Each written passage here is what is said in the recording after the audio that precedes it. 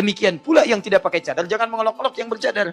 Doakan, kemudian saling mendoakan dalam kebaikan. Ya Allah, jadikan saudariku, aku berkumpul bersama di surga. Aku jadi temannya ya Allah. Aku rindu bersamanya dalam kehidupan yang abadi. Jangan pisahkan kami ya Rabb. Ya Allah, saya mohon ya Rabb. Dan jangan diolok-olok, hati-hati. Jangan diolok-olok. Jadi karena dia ingin mengikuti bagian dari tuntunan, ya silakan dia mau pakai. Dan dengan itu dia ingin menjaga kehormatan dirinya. Saya tidak penting penilaian orang, yang penting penilaian Allah. Saya ingin kenakan karena Allah. Misal, saya ingin tutup dia, maka ketika dia tutup, Anda tidak boleh olok-olok. Jadi kalau Anda ingin memikir mengolok-olok orang bercadar, itu sama dengan Anda mengolok-olok orang yang puasa Senin dan Kamis. Sama dengan mengolok-olok orang yang sholat sunnah 2 rakaat sebelum subuh. Jangan yang pakai cadar dengan yang memuliakan wajah kelahi. Yang pakai cadar kelahi dengan yang pakai jilbab. Nanti yang ketawa yang nggak pakai baju. Yang pakai cadar bagus. Laki-laki jangan ngejek yang pakai cadar. Ini sekarang banyak laki-laki kalau melihat orang pakai cadar, ngelihat yang pakai cadar kau ejek, tapi orang pakai rok pendek kau diam. Makanya kalau pinjam istilah Mahfud MD ini tak belangkerak no ya, tak kesana-kesanakan gitu loh. Kalau istilahnya Mahfud MD dulu, malaikat sekalipun masuk ke sistem, dia jadi iblis. Maha benar Allah Subhanahu wa Ta'ala dengan firman-Nya. Peserta MTQ yang menolak membuka cadar mendapat hadiah 100 juta. Bapak, ini amanah dari kaum muslimin, dan tentu saja ini tidak terlalu penting, karena yang paling penting adalah keikhlasan dan menjadi pahala yang tidak terputus, akan terus mengalir karena telah menginspirasi banyak pihak. Dan ini hanya sebagian yang kaum muslimin kami bawa pada hari ini. Mohon diterima Bapak, dan semoga jazakallahu khair para yang telah memberikan penghargaan pada beliau. Dan ini buat Ukhti Muyassarah. Tentu beliau harus tahu juga dan ingat kembali tulisan beliau sendiri. Jadi tidak boleh dilarang. Undang-Undang Dasar 45 pun menjamin tidak boleh terulang. Peraturan ini tidak boleh terjadi.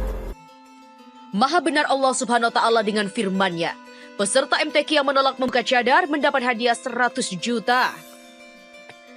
Portal Islam.id. Maha benar Allah Subhanahu wa Ta'ala dengan firman-Nya.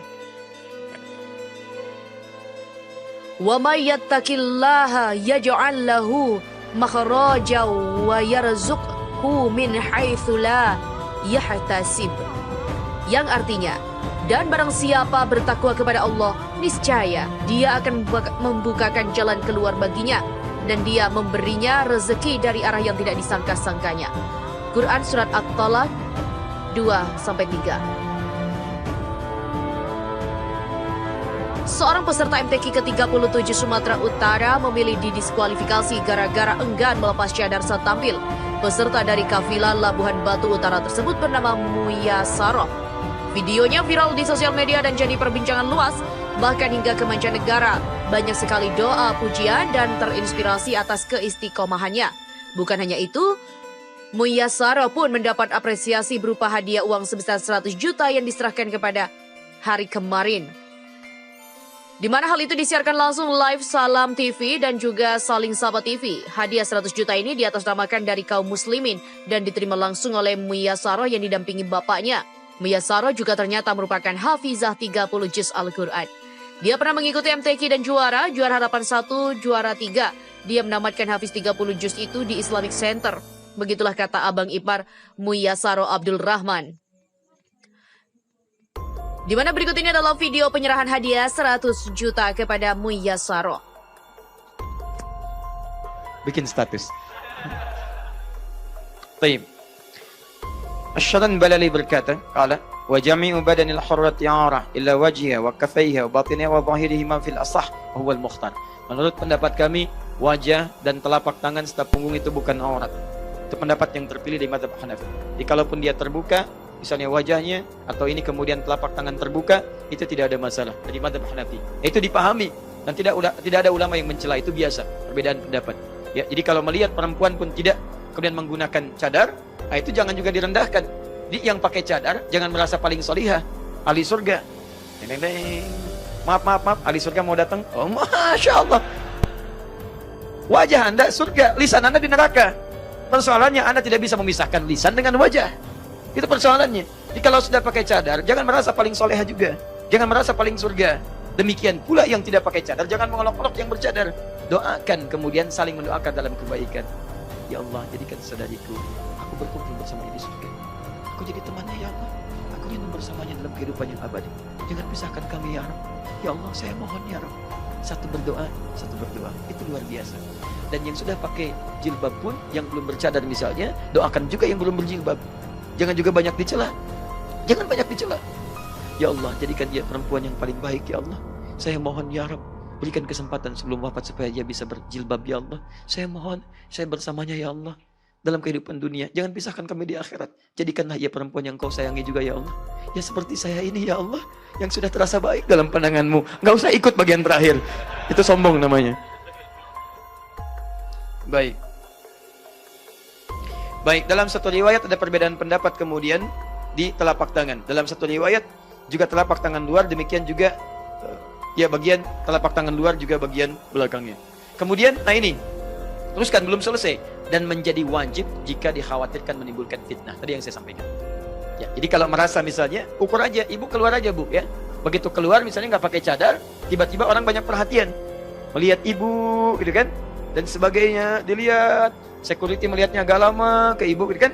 Baik, begitu ditanya, kenapa lihat-lihat? Bukan bu, ibu tuh nggak pernah kesini, jadi saya pengen tahu siapa ibu, saya kan? Tapi cara pandangnya tidak tepat. Ini berarti ada sesuatu yang berbeda cara pandang orang kepada saya. Besok mulai tutup. Jelas ya?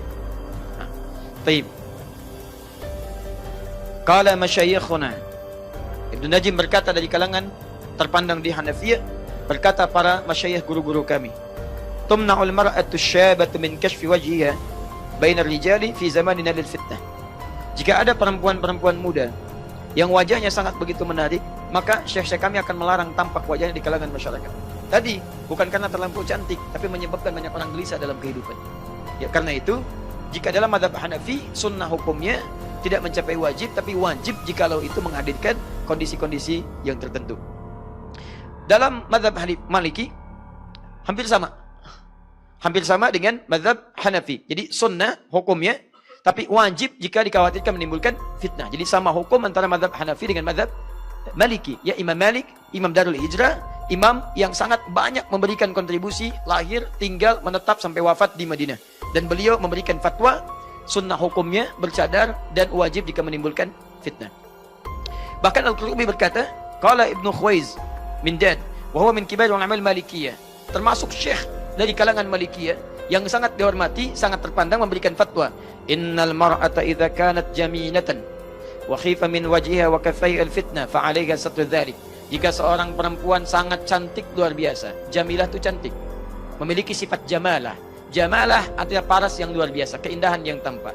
Jamilah dimiliki, jadi perempuan yang cantik. Jamilah sifat cantik. Mulan cantik luar biasa. Mulan jamilah. Laki-lakinya jamil, ganteng, ganteng luar biasa. Maka Saiful misalnya ganteng luar biasa, maka disebut Saiful jamil.